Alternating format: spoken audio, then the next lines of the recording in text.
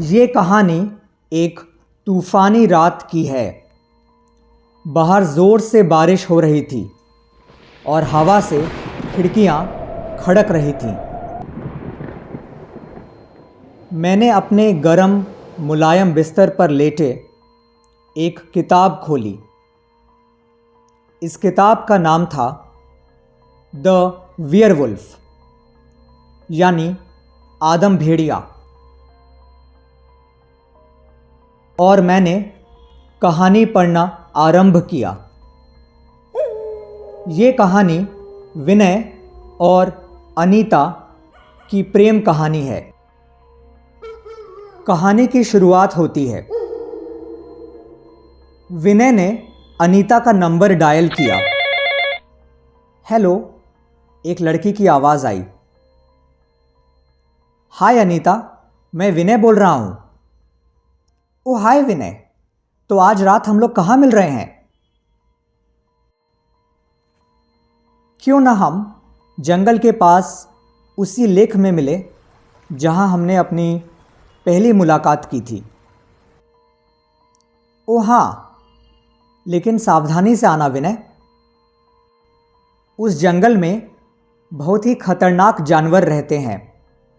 मैंने तो यहाँ तक एक वियरवुल्फ की कहानी भी सुनी है। विनय ज़ोर से हंसने लगा। हा हा हा, तुम भी क्या पागलों की तरह बात करती हो अनीता? मैं विनय हूँ विनय, मैं एक इंजीनियर हूँ मैडम। मुझे इन अंधविश्वास भरी बातों से मत उलझाओ। मैं इन सब में बिलीव नहीं करता, तुम्हें पता है ना? अनीता ने कहा। हाँ डियर, मुझे पता है कि तुम एक इंजीनियर हो और तुम इन सब बातों में विश्वास नहीं करते, लेकिन कम से कम भेड़िए पे तो विश्वास करते हो।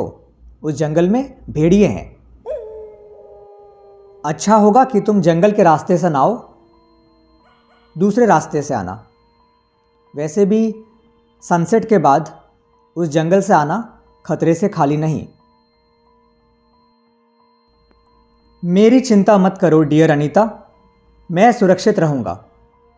वैसे मेरे पास तुम्हें देने के लिए कुछ स्पेशल है आज, एक स्पेशल तोहफा। तो तुम लेट मत करना, ठीक है अनीता? बाय। और ये बोलकर विनय ने फ़ोन रख दिया और मन ही मन विनय ये सोच के मुस्कुराने लगा कि अनीता का क्या रिएक्शन होगा जब वो अनीता को वो स्पेशल तोहफा यानी एक प्रपोज़ल रिंग देगा। आखिर 2 साल हो गए थे विनय और अनीता को डेटिंग करते हुए, और आज विनय ने निश्चय कर लिया था कि वो अनीता को शादी का प्रपोज़ल देकर रहेगा। उसने मन ही मन सोचा, क्या तुम मुझसे शादी करोगी अनीता? हाँ विनय, बिल्कुल करूँगी। और ये सोचकर विनय मन ही मन बहुत खुश हुआ। जैसे जैसे दिन ढलने लगा, विनय अनीता के बारे में सोचता चला गया।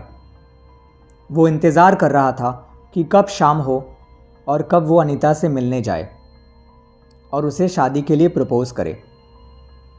जैसे ही शाम हुई, विनय तैयार होकर निकल पड़ा। वो बहुत ही उत्सुक महसूस कर रहा था। वियरवुल्फ या आदम भेड़िया का ख्याल तो उसके दिमाग में भी नहीं आया। वो बस यही सोच रहा था कि कितने सुनहरे वक्त वो अपनी गर्लफ्रेंड के साथ बिता पाएगा।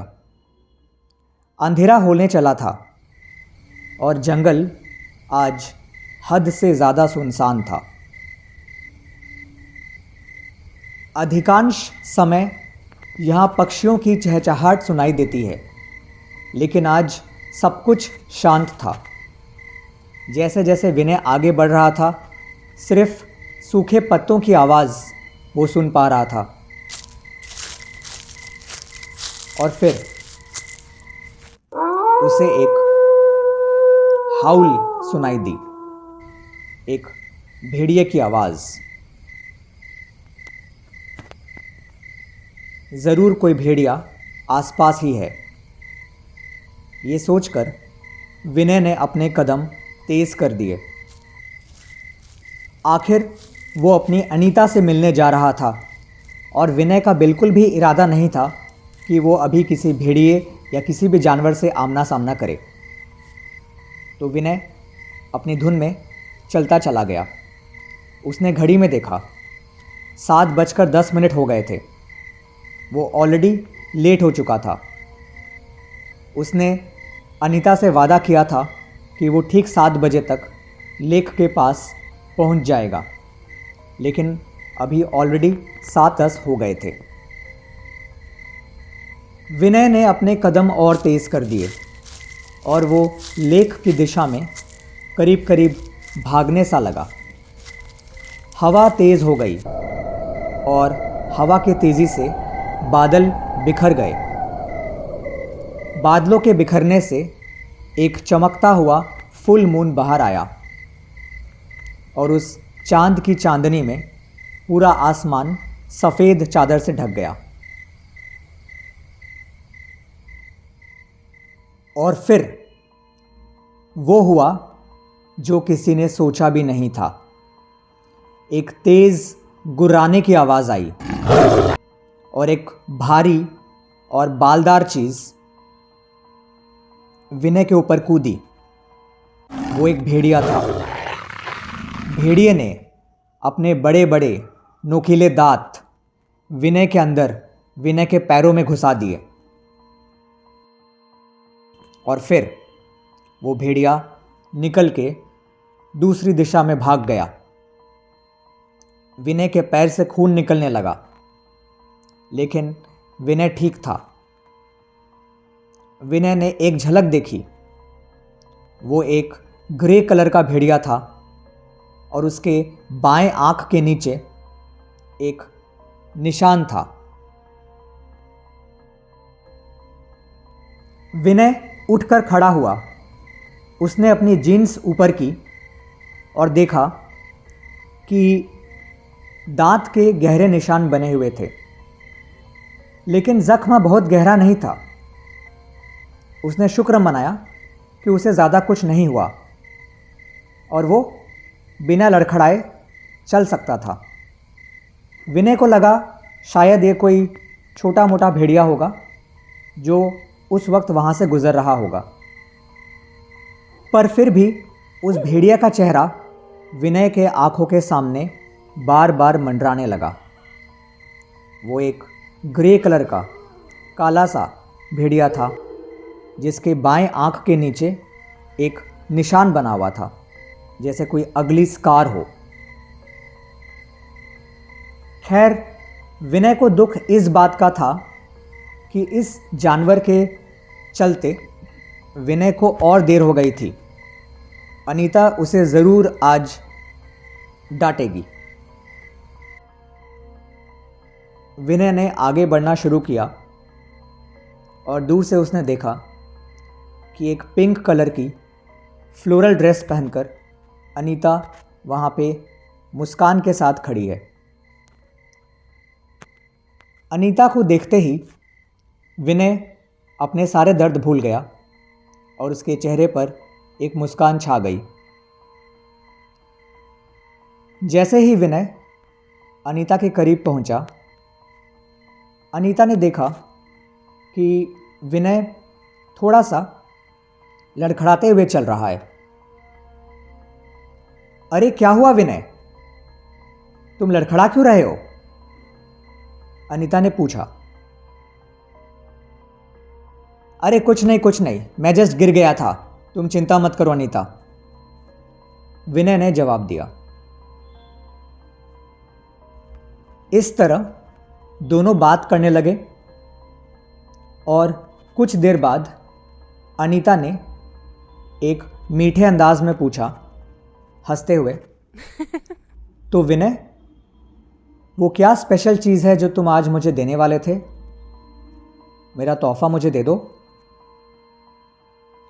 शर्माते हुए विनय ने अपने जीन्स के पॉकेट से वो रिंग निकाली और अनीता को देते हुए कहा, अनीता, ये तुम्हारे लिए, क्या तुम मुझसे?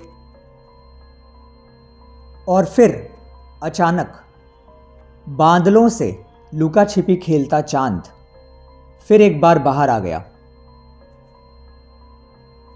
ये पूर्णिमा की रात थी।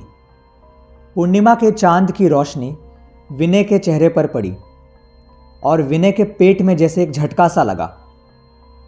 उसके सारे शरीर में बाल उगने लगे, मोटे मोटे काले काले बाल।